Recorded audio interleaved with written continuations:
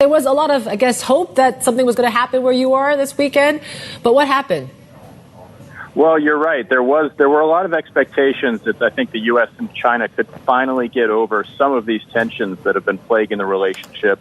The Shangri-La dialogue is basically an annual meeting of defense officials and defense experts that takes place here in Singapore, somewhat neutral ground in Asia.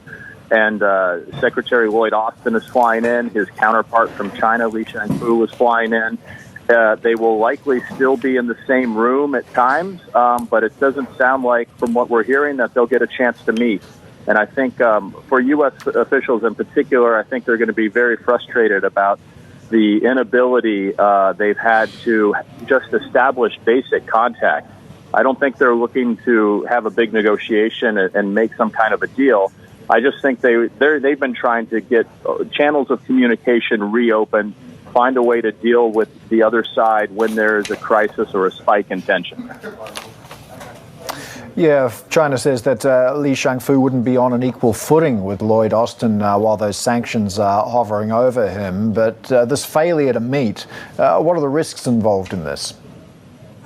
Well, I think, from the U.S. side, their frustration has been that, for instance, when that alleged spy balloon was floating over the United States and got shot down, they feel like it's important to be able to just talk to the other side and say what your intentions are and say, try to explain your side of the argument.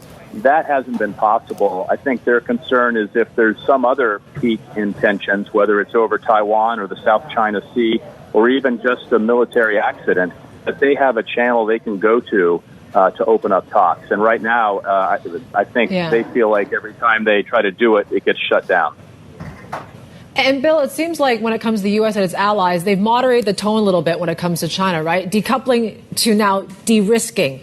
For Beijing, though, that sounds like all the same to them. Is there really a difference?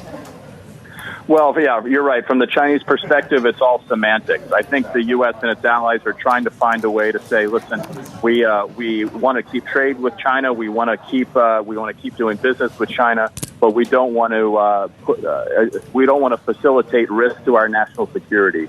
China doesn't see it that way. They see the West as ganging up on preventing them from having access to some of these high technology computer chips and other things.